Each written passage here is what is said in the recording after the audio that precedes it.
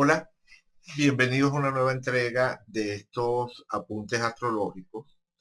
Eh, Hoy es 13 de abril de 2014 y vamos hoy con la entrega número 10. Y hoy vamos a estar conversando sobre un caso que me resulta particularmente querido, particularmente divertido, que es el de Annie Exon Taylor y su salto en barril sobre las cataratas del Niágara. Fue el primer salto en barril que se hizo sobre las cataratas. Hoy en día, esa idea del temerario aventurero que se lanza en un barril por las cataratas del Niágara es una imagen casi que caricaturesca, ¿no? De hecho, es muy común cuando los turistas van al Niágara, es muy común que se tomen fotos, ¿verdad? Es muy común esa idea de tomarse fotos emulando este tema el aventurero desafiando el peligro en un barril, lanzándose por las cataratas del Niágara. Es lo que podríamos decir un referente común, lo que podríamos llamar un referente común dentro del el imaginario cultural de Occidente. Eh, Cuando uno lo ve, puede pensar que es casi que un producto de caricaturas, ¿no? De dibujos animados. Pero resulta que tras tras esta iconografía existe una realidad, una experiencia que fue establecida por esa larguísima lista aquí está. Aquí tengo un pequeño mosaico de imágenes. Aquí tenemos algunas de las imágenes correspondientes, como decía, a esa larguísima lista de personajes que acometieron ese reto de lanzarse por las cataratas del Niágara sin más protección que la de un barril. Por aquí tengo una película que conseguí en YouTube, donde se muestra el barril de William Red Hill, que en este caso no se lanzó por las cataratas, lo que hizo fue ir por los rápidos y los remolinos del río, que ya es bastante hazaña, ¿no? En un recorrido de unas 5 horas, ahí lo ven, ahí va, ahí va el barrilito, ahí pueden ir viendo el barrilito cómo avanza.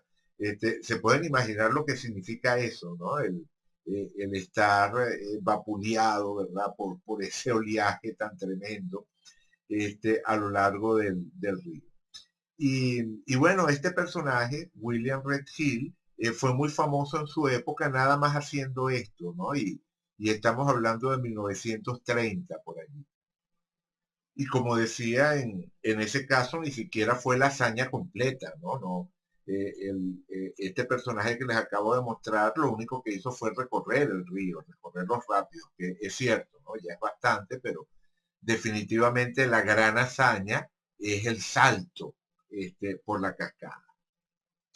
Y resulta que la primera vez que alguien hizo eso fue una mujer, fue esta mujer que les mencionaba, Annie Exon Taylor. Y resulta que es muy curioso cuando uno se da cuenta de que no solamente era una mujer, sino que era una mujer de la tercera edad. Aquí la vemos en algunas imágenes de ese momento, de cuando realizó su salto, y se puede apreciar que, bueno, que efectivamente es una mujer mayor, una mujer de 63 años. 63 años tenía en el momento en el que hizo su salto. Aunque en las imágenes que se publicaron en el momento, eh, no parecía de 63, ¿no?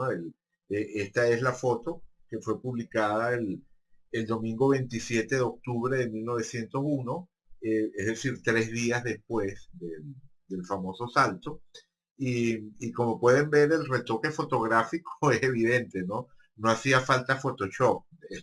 El retoque fotográfico se inventó mucho antes del Photoshop.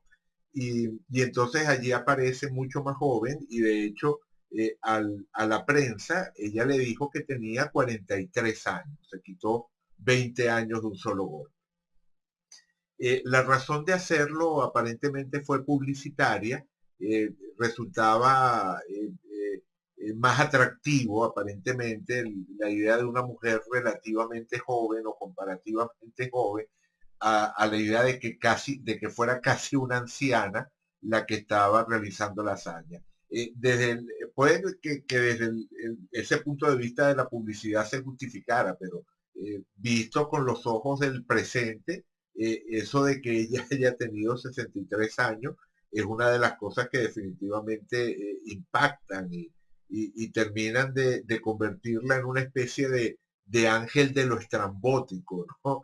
Eh, y, y, bueno, definitivamente llama la atención revisar su carta natal. Lamentablemente no tenemos su hora de nacimiento, eh, y, y, y digamos que no es sencillo determinar la fecha, ¿no? Precisamente por esto de las distintas versiones que se dan de su edad, arroja dudas, en principio arrojaría dudas sobre cuál es el año real de su nacimiento. Si uno la busca en internet, va a encontrar que en algunos casos se dice que nació en 1939, en otros en 1839, en otros en 1855 y en otro caso en 1858, 1858, 1858, 1855, 1839 y 1838 serían los cuatro años que aparecen como posibles años de nacimiento de Annie Exxon Taylor. Pero de estos cuatro es posible asegurar que el correcto es 1838. Esa es la fecha que aparece en Wikipedia y no se trata de que Wikipedia tenga la última palabra, sino que es la fecha que es consistente con la información de los censos de la época. Hay dos censos que se realizaron en vida de Annie Exxon y donde aparece referencia suya que permite triangular el año correcto de nacimiento. Con respecto al día, no hay duda, porque ese día, 24 de octubre de 1901, ella estaba de cumpleaños. Ella realiza este famoso salto precisamente el día de su cumpleaños. Entonces, uniendo un dato con el otro, podemos establecer que ella nació el 24 de octubre de 1838. Y con esos datos tendríamos esta distribución de planetas. Un Sol en Escorpio, una Luna en Capricornio, una buena representación de energía en Libra, ¿no? Mercurio, Venus, Júpiter en Libra. Eh, Marte en Leo, que sería particularmente importante porque recordemos que Marte es el regente antiguo de Escorpio, así que le da el subtono al signo. Y en este caso particular está estableciendo además una recepción mutua con el Sol, porque el Sol rige a Leo, que es el signo en el que está Marte, y Marte es el regente antiguo de Escorpio, que es el signo del Sol. Entonces, al estar tanto el Sol como Marte, cada uno de ellos en el signo regido por el otro, se da esta relación que llamamos recepción mutua, que es como una especie de alianza, como un circuito energético en el cual los dos planetas se apoyan y nos permite entender que Annie era Escorpio, pero tenía una fuerte conexión con lo que podemos describir como el estilo Leo. Pero no solo eso, el regente moderno de Escorpio, que es Plutón, estaba en Aries, así que era un Escorpio que tenía tanto el regente antiguo como el regente moderno en signos de fuego. La conexión con el elemento fuego está definitivamente presente en su carta. La luna, con toda certeza, estaba en el signo de Capricornio, no sabemos exactamente en qué grado, porque eso puede variar con la hora.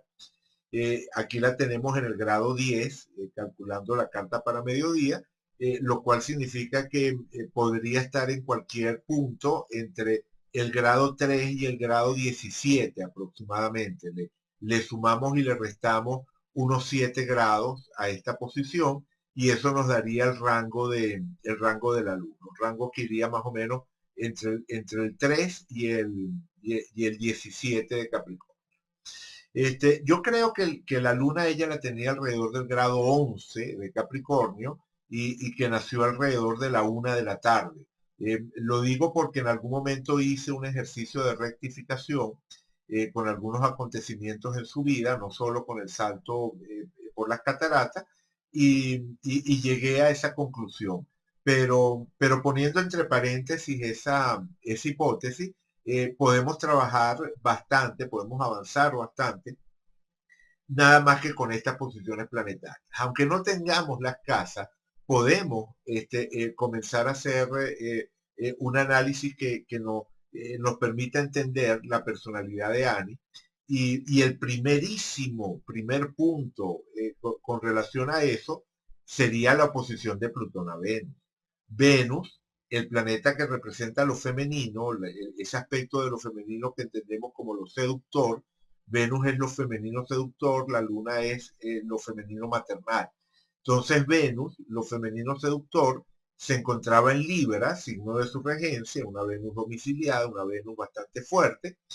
Además que también aumentaba la fortaleza de esa Venus, el hecho de ser el dispositor tanto de Mercurio como de Júpiter. Es decir, esa Venus en Libra está rigiendo tanto a Mercurio como a Júpiter. Entonces eso le da todavía más fuerza.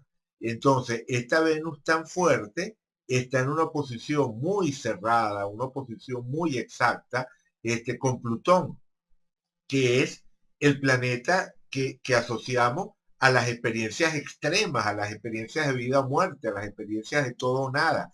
Entonces, que en la carta de una mujer que pasa la historia como la primera persona que se lanza por las cataratas del Niágara en un barril, que como digo, que en la carta de esa mujer tengamos al planeta de las experiencias extremas, del peligro, de la muerte, en contacto directo con Venus, bueno, resulta notable, sin duda alguna notable. Más notable todavía cuando vemos que el Sol está en Escorpio, el signo regido por Plutón, y que por lo tanto amplifica estas connotaciones de búsqueda de experiencias intensas, extremas, en fin, ¿no? Esta posición Plutón-Venus definitivamente es una clave importante.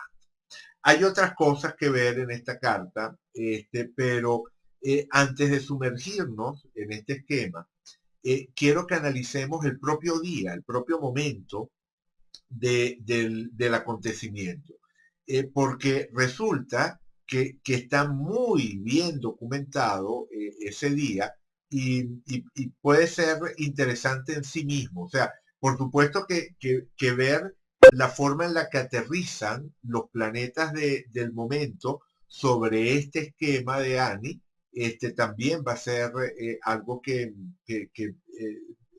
debemos revisar, ¿no? Algo que también que también forma parte del análisis. Pero el análisis del momento en sí mismo, definitivamente es llamativo.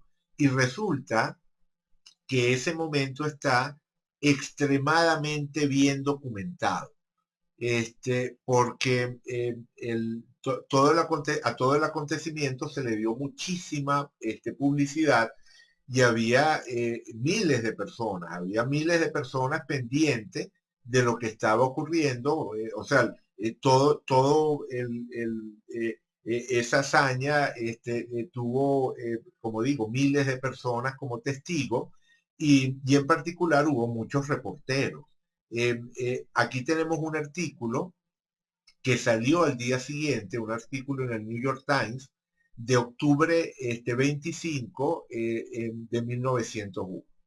El titular, una mujer va sobre el Niágara en un barril.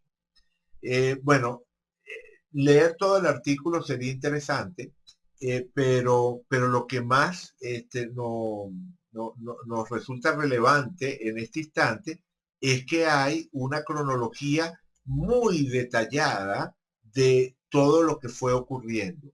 Podemos decir que la hazaña de Annie comienza, tiene un punto de partida a las 3:50 de la tarde.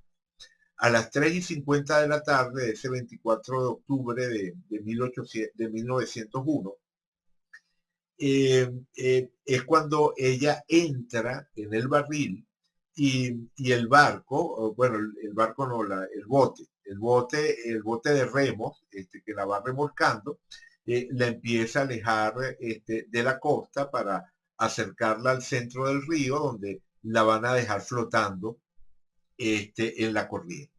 Eso ocurre 15 minutos más tarde. O sea, a las 3:50 ya entra en el barril y, y a las 4:05 la sueltan en medio del río y empieza a flotar en la corriente y por supuesto va ganando velocidad a medida que transcurren los minutos.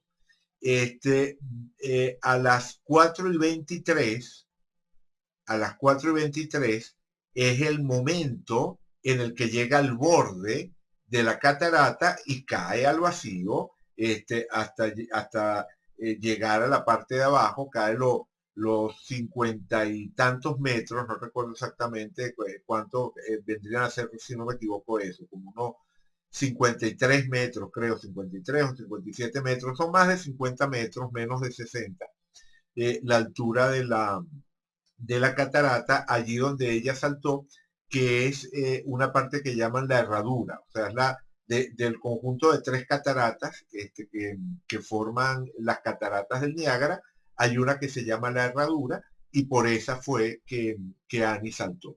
Y salta, como digo, a las 4:23, o sea, el barril cae por la catarata a las 4:23. Cae al agua, se hunde, por supuesto, y, y al minuto vuelve a emerger y emerge, claro, bajo los chorros de agua de la catarata, y por lo tanto hay que esperar un rato antes de que la corriente la saque de esa zona y pueda ser recuperado el barril. Y eso ocurre a las 4:40.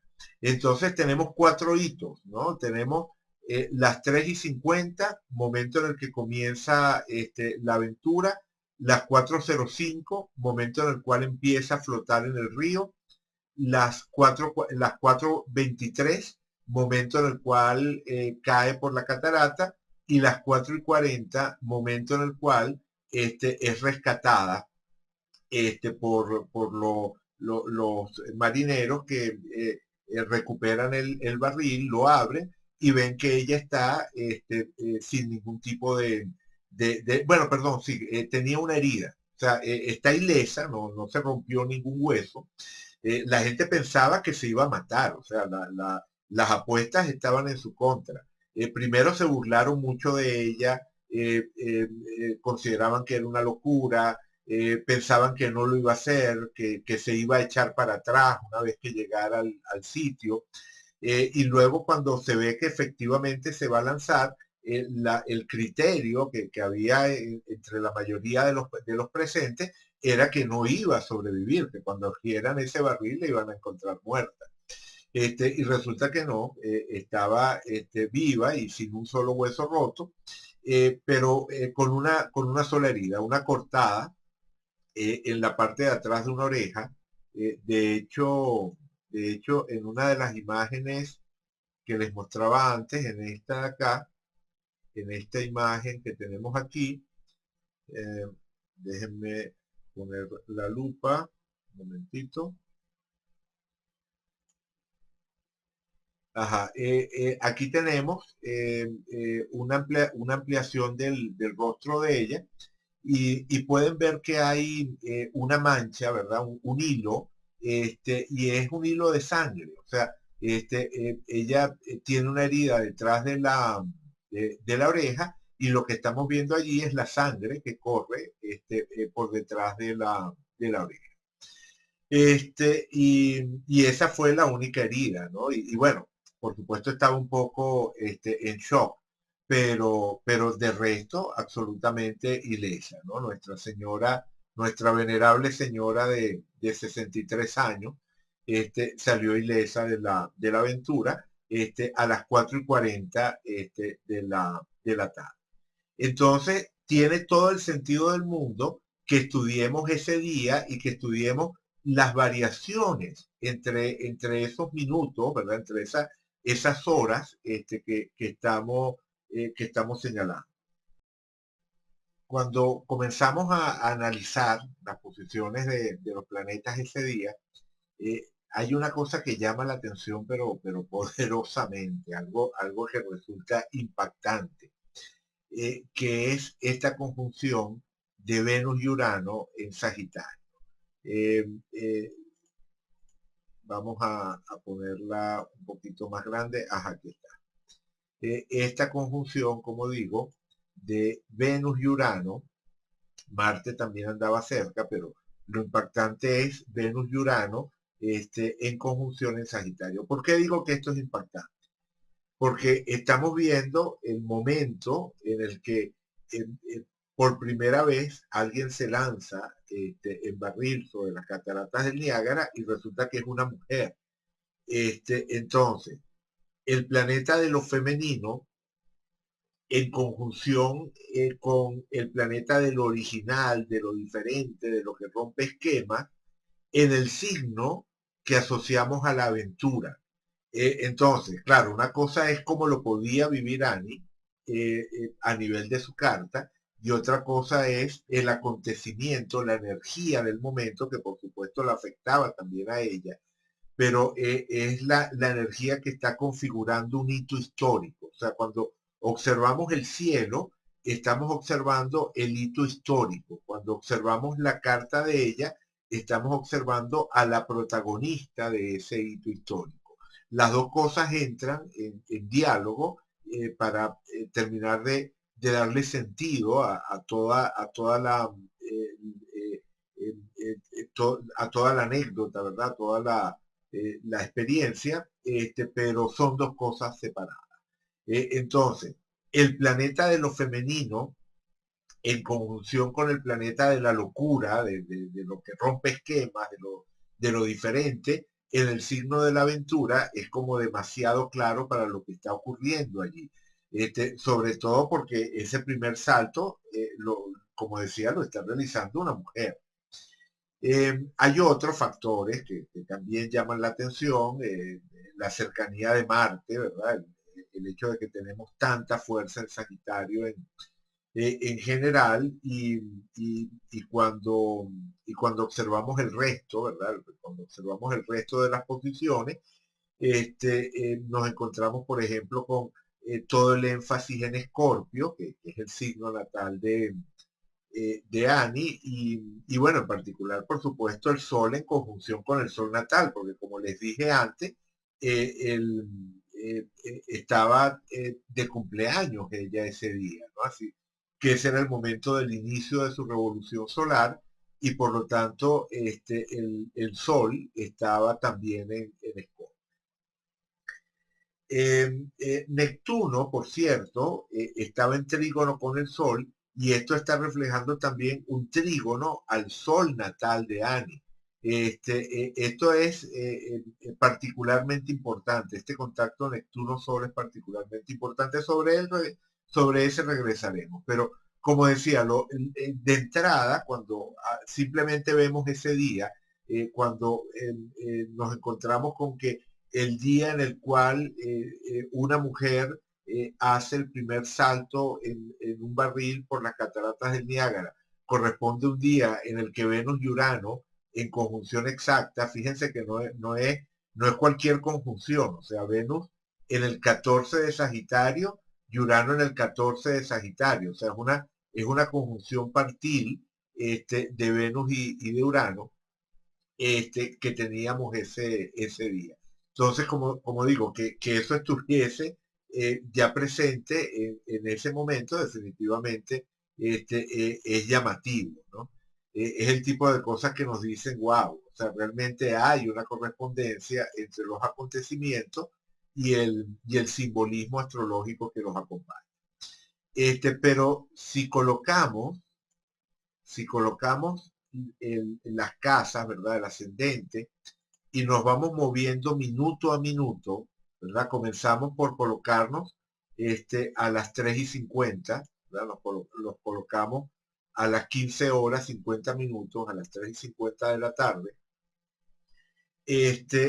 Hay algo impactante.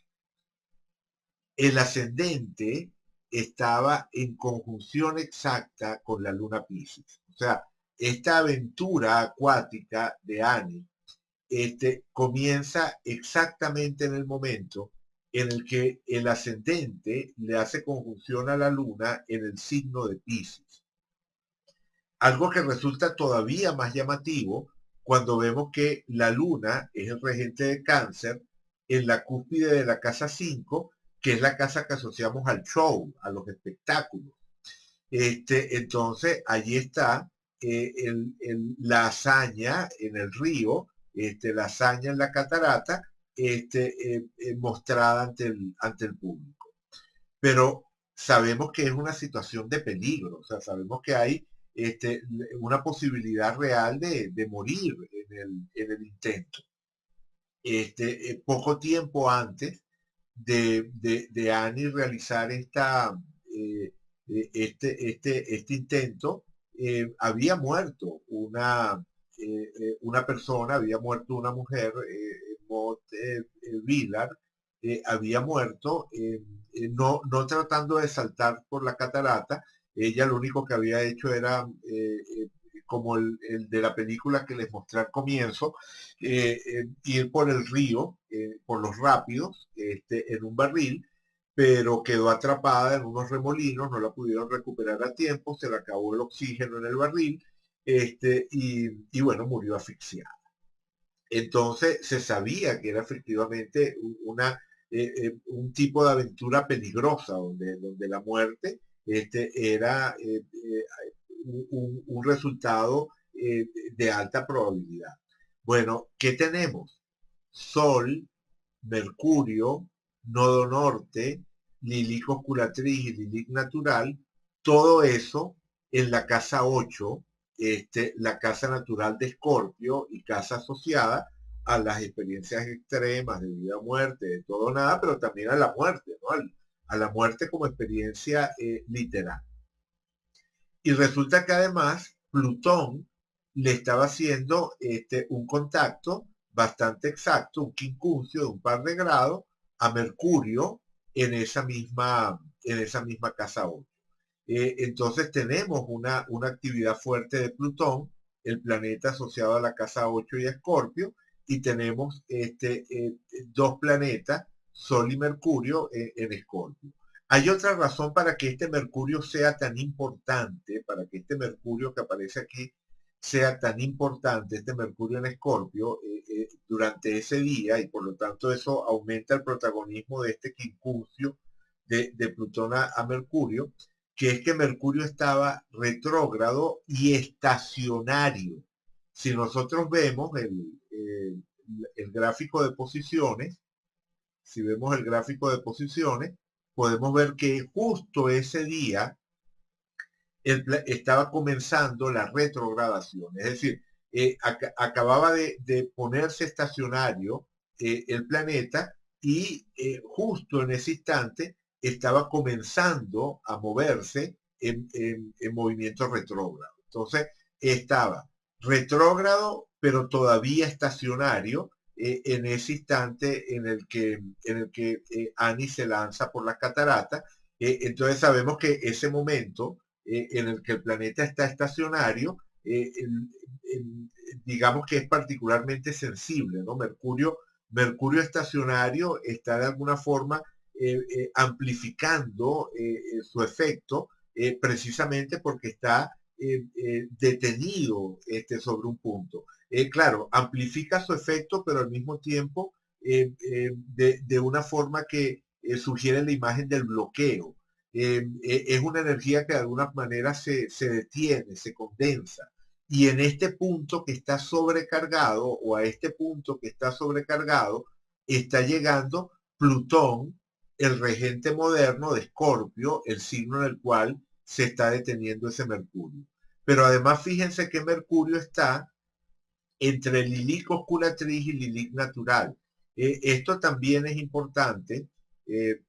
Quienes han visto los materiales que le he dedicado al tema de las Lilith, saben que estas dos, la Lilith natural y la Lilith osculatriz, representan un espectro que está conectado. O sea, eh, son los dos polos de Lilith, la sombra de lo femenino maternal y la sombra de lo femenino seductor.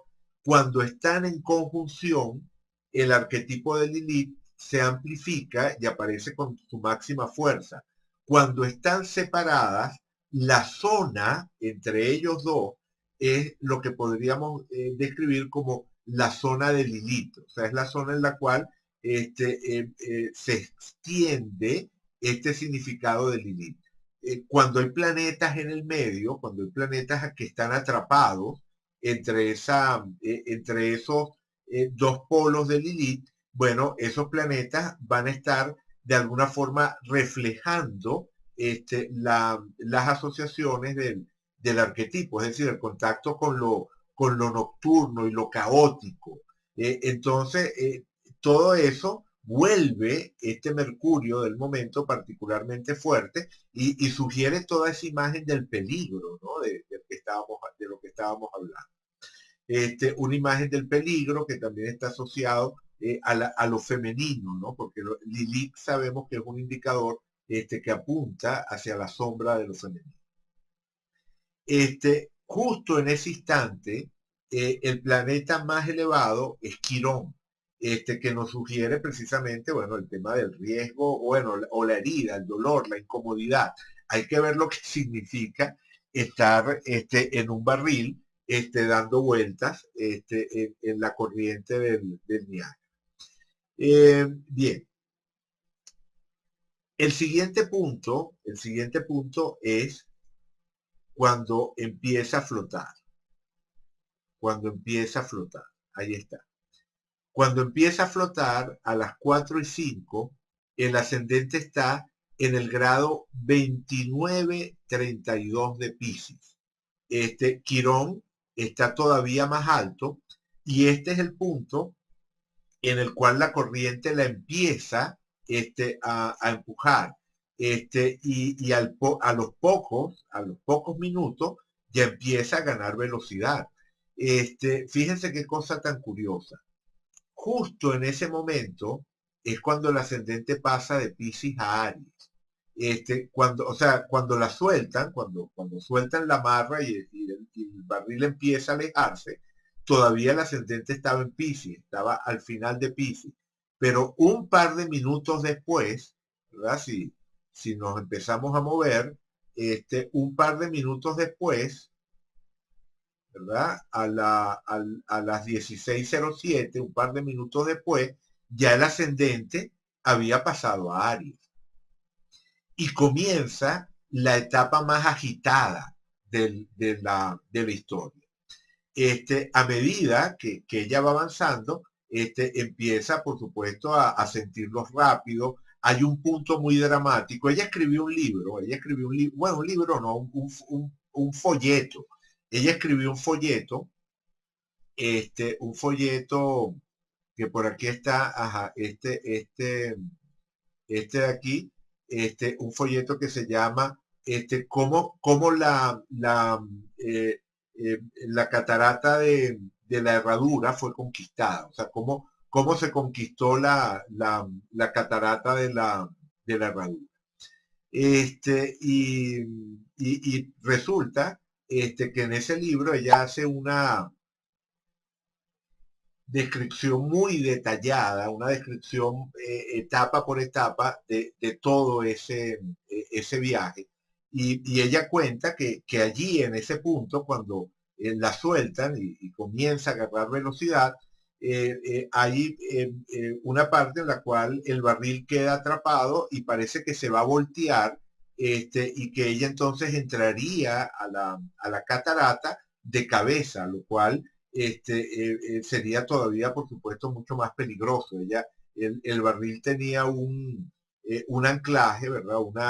Un lastre en la parte de abajo que era para mantenerlo más o menos vertical, pero en algún momento tropieza y casi que se voltea el barril y fue algo, por supuesto, difícil, incómodo, en fin, ¿no? Muy quironiano, ¿no? Quirón está tocando el medio cielo, ¿verdad? Quirón está llegando al medio cielo, y todo eso, como digo, es en esta etapa hasta llegar al punto en el que llega, en el que por fin alcanza la catarata, que es aquí, a las 4:23. A las 4:23, cuando el ascendente ya iba por el grado 747 de Aries, en ese momento es cuando por fin llega al borde de la catarata. Y fíjense qué cosa tan increíble.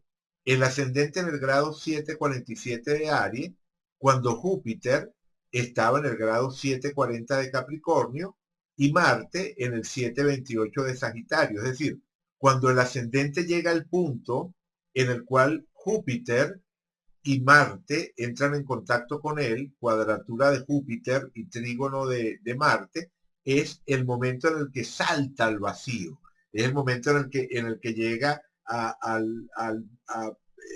el clímax, ¿verdad? El clímax de la aventura, que es ese momento en el que salta al vacío. Como digo, esto está cronometrado, o sea, había gente reloj en mano viendo lo que estaba ocurriendo, así que podemos tener certeza de esta obra. Esto definitivamente es llamativo.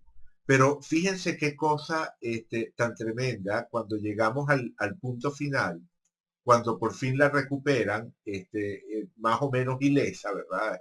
En todo caso, sin un hueso roto, viva, conmocionada, pero únicamente que con esa herida detrás de la oreja.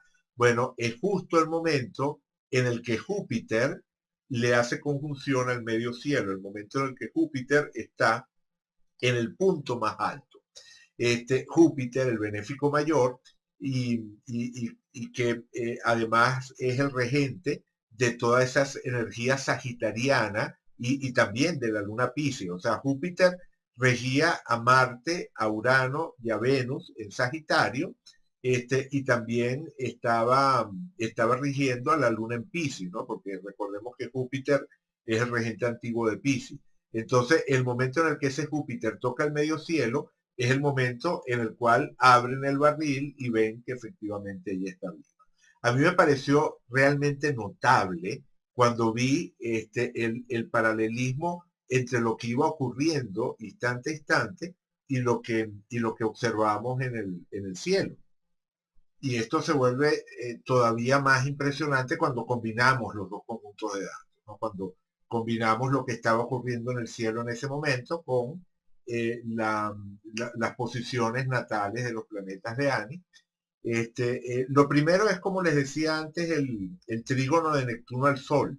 Este trígono de Neptuno al Sol fue exacto en agosto de ese año, en agosto de 1901, y fue precisamente allí en agosto que ella tomó la decisión de hacer este emprendimiento, ¿no? De hacer este intento. La idea aparentemente empezó a darle vueltas en julio, en el mes de julio comenzó a pensar en el tema, pero fue aquí en el mes de agosto que lo abordó y comenzó a diseñar el barril, porque el barril en el que ella se lanzó fue un barril que ella misma diseñó. Ella lo preparó, estaba acolchado, tenía arneses, en fin, ¿no? Había digamos, todo un esfuerzo preparatorio que fue lo que le permitió sobrevivir. O sea, que ella haya sobrevivido a a todo a la caída, no fue una cuestión simplemente de suerte. Evidentemente ella se preparó bastante para esto. Y todo comenzó aquí, entre julio y agosto. Esto también es notable porque primero estamos hablando del inicio de una moda, y Neptuno y Piscis tienen muchísimo que ver con los movimientos masivos, con lo que podemos describir como corrientes, tendencias, modas, y ella termina poniendo en marcha una moda. Como vieron antes, en el momento en el que se inicia la aventura, la luna en Piscis estaba en conjunción con el ascendente en Piscis. Y a nivel de tránsitos, Neptuno estaba haciendo trígono al Sol. Entonces está reforzado esta connotación de lo masivo, algo que tiene el potencial para terminar insertándose dentro del inconsciente colectivo. Pero hay algo también llamativo con relación a todo esto y a lo neptuniano, y es que al final realmente las cosas salieron muy mal para Annie. Ella sobrevivió, pero toda la razón de ser de esta, no sé cómo llamarlo, de esta, la palabra hazaña, ¿verdad? Sería la natural, pero es una hazaña extremadamente fuera de lo común, de esta hazaña estrambótica, ¿no? La razón de ser de esta hazaña estrambótica era que ella esperaba mejorar su situación económica, que estaba en el límite. Ella había gastado sus ahorros, era una maestra que no tenía trabajo, en su juventud tuvo un muy buen nivel de vida. Hasta cierto punto se puede decir que sí fue aventurera, en cuanto a que vivió en muchos lugares de Estados Unidos, estuvo en Cuba, estuvo en México, es decir, fue una persona inquieta. Y en los diferentes lugares en los que estuvo, siempre intentó poner en marcha negocios, conseguir trabajo, estabilizar su situación financiera, pero nada le fue bien y se fue gastando el dinero que tenía a modo de herencia. No producía tanto como lo que gastaba, la diferencia la iba compensando con sus ahorros, y al final se estaba quedando sin ahorro. Y a los 63 años la asustaba la idea de la pobreza en la vejez. Y entonces ella pensó que si se lanzaba por el Niágara en el barril, iba luego a poder ganar cierta celebridad y ganarse la vida dando conferencias, contando su hazaña, firmando recuerdos, en fin, ¿no? Que iba a poder capitalizar esto a su favor. Para lo cual contrató a un manager, y resulta que el manager al final se robó hasta el barril, y ella se gastó lo que le quedaba de dinero pagando detectives privados para tratar de localizar al manager que se había fugado, y que con el barril montó un espectáculo poniendo a una muchacha joven a hacerse pasar por Annie, y se lucró a expensas de ella. Es decir, fue un desastre, y fue muy neptuniano en ese sentido de asociar lo neptuniano a las ilusiones, a los engaños, a las estafas. Ella efectivamente lo abordó todo con mucha ilusión, estaba en una especie de nube, y al final vivió un desengaño. Entonces, está muy clara la presencia de este tránsito neptuniano. Otra cosa que también es llamativa, ¿se acuerdan lo que les comenté de la zona, ¿verdad? De la zona de Lilith.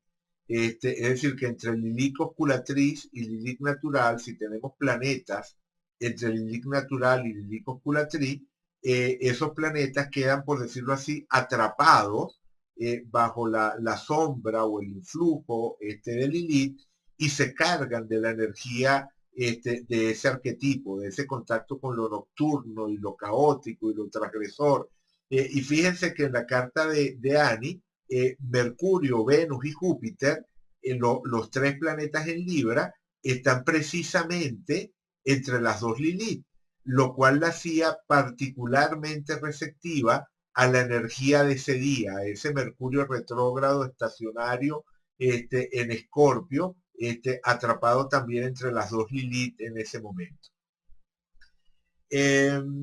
Otra cosa también notable, Quirón, desde el signo de Capricornio, haciendo la oposición al Quirón natal. O sea, ella lo vive, ella vive esta experiencia en la época en la que Quirón le está haciendo oposición a su Quirón natal. Y fíjense que de nuevo la oposición fue exacta precisamente entre finales de julio y comienzos de agosto, y volvió a ser exacta unos poquitos días antes. Es decir, durante toda esta zona, ella estaba viviendo Quirón en Capricornio, una imagen de la vejez, ¿verdad? El dolor, la incomodidad asociada a la vejez, en oposición a su Quirón natal, que está en cáncer y que además remite al hecho de haberse arruinado, o sea, porque ella, como decía, fue rica de cuna, es decir, una riqueza de tipo familiar, pero que no fue capaz de conservar. Entonces, Neptuno sobre ese Quirón natal, Quirón opuesto a ese Quirón natal, y además todo eso, como decía, en contacto con el Sol.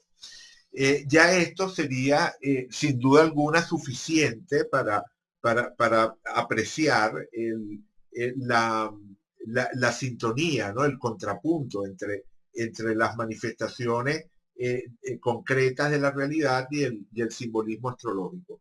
Pero podemos ver otra técnica, o sea, eh, en este caso las direcciones ecuatoriales. Por direcciones ecuatoriales, el momento en el que ocurre todo esto del salto es el momento en el que Urano, el planeta asociado, como dijimos, a lo que rompe esquemas, al toque de locura, a lo excéntrico, le está haciendo sextil al Urano natal y cuadratura a Neptuno.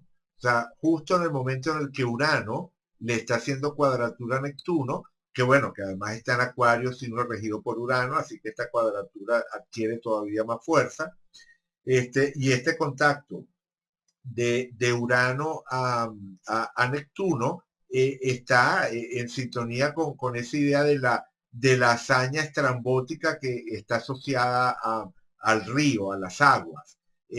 Pero esto uno podría decir que bueno, no es tan fuerte, ¿no? Pero resulta que si además colocamos las progresiones secundarias, fíjense que la luna está justo en la misma posición. O sea, la luna también le está haciendo cuadratura a ese Neptuno. Es decir, tenemos la luna por progresiones secundarias y Urano por direcciones ecuatoriales, ambos en el mismo punto, bueno, más o menos en el mismo punto, la luna en el 827 y por direcciones ecuatoriales Urano en el 816, es decir, la diferencia es de unos poquitos minutos de arco entre ambas posiciones y ambos, bueno, como digo, activando ese Neptuno en la carta de Ani, que como ya sabemos por tránsitos, Neptuno le estaba haciendo trígono al Sol, entonces eso vuelve todavía más importante lo que podía estar ocurriendo sobre el Neptuno natal. Adicionalmente hay otro detalle por las direcciones ecuatoriales que es llamativo. Fíjense que el Sol estaba en el grado 1,44 de Capricornio, es decir, hacía menos de un par de años que el Sol había pasado de Sagitario a Capricornio y podemos pensar que después de una vida, como decía, un tanto aventurera, ella llegó a cruzar el continente americano de una costa a la otra en 8 oportunidades. Además que, como dije antes, estuvo en Cuba y estuvo en Ciudad de México. Entonces realmente se movió mucho a lo largo de su vida. Esta etapa, aproximadamente entre sus 30 y sus 60 años, ¿verdad? El tiempo en el que el Sol estuvo en Sagitario. Ella enviudó, ella estuvo casada, enviudó durante la Guerra Civil, su esposo murió durante la Guerra Civil, y quedó viuda creo que fue a los 25, por allí, a los 25, quedó 24, 25, que se casó a los 17, el matrimonio duró 7 años, a los 24. A los 24, es decir, cuando el Sol por direcciones andaba más o menos por este punto, fue que ella enviudó, y unos pocos años después comenzó esa etapa de grandes viajes a través de los Estados Unidos, que fue toda esa etapa del Sol Sagitario, del Sol por direcciones en Sagitario. Cuando el Sol pasa a Capricornio, es como que de pronto le cae la edad, es como que toma conciencia de la vejez y de lo que puede ocurrir en el futuro, y entonces entra en juego esta serie de ideas para tratar de asegurar su futuro. Antes de lo de las cataratas del Niágara, ella intentó montar una academia de baile, y en la academia de baile también le fue mal. Entonces, esa preocupación por la vejez y ese intentar asegurar la vejez tiene muchísimo que ver con ese Sol que recién estaba entrando en Capricornio. Pero resulta que en ese punto, cuando salta por las cataratas, cuando el Sol está en el grado 1,44, significaba que estaba en el punto medio. En ese momento el Sol estaba en el punto medio entre la posición de Mercurio natal y la posición de Urano natal. O sea, lo podemos ver acá. El Sol estaba a 0 grados 26 minutos del punto medio entre el Mercurio natal y el Urano natal, el Sol por dirección. Entonces, que ese Sol por direcciones estuviese tocando el punto medio entre Mercurio, que tiene que ver, entre otras cosas, con la mente analítica y nuestra capacidad de análisis, y tiene que ver con el comercio, los negocios, y Urano que de nuevo tiene que ver con el tema del toque de locura, de lo diferente. Bueno, cuando el Sol está activando a ambos planetas, al colocarse en el punto medio, bueno, surge esta idea loca como una posible forma de resolver su porvenir. Al final no le sirvió, ¿no? Al final ella murió pobre, murió a los 83 años, murió bastante, 83, 81, no recuerdo, murió después de los 80, y bueno, murió pobre, viviendo de la beneficencia pública. No, esa fama que consiguió no le sirvió para lograr algo en términos económicos, pero definitivamente fue famosa. La consideraban la heroína de las cataratas, y fue enterrada en un cementerio que hay allá en las cataratas del Niágara, destinado para aquellas personas que de alguna forma establecieron récords, marcas relacionadas con las cataratas. Bueno, podría hablar muchísimo más de este caso, del caso de Annie, eh, pero lo voy a dejar hasta acá porque quiero mantener los materiales breves. Sin embargo, antes de terminar, me permito un detalle adicional. Recuerdan que cuando estábamos analizando la carta de Annie, decíamos que la oposición Plutón-Venus era lo más llamativo con relación al tipo de personaje histórico, ¿no? La mujer que pasa a la historia por enfrentarse a una situación extrema, ¿no? Por retar la muerte. Y decíamos que cuando examinábamos los planetas del día, lo más notable era la conjunción Venus-Urano. La idea de una, o sea, Venus-Urano en Sagitario, ¿no? La idea de una mujer realizando algo fuera de lo común, que represente una aventura.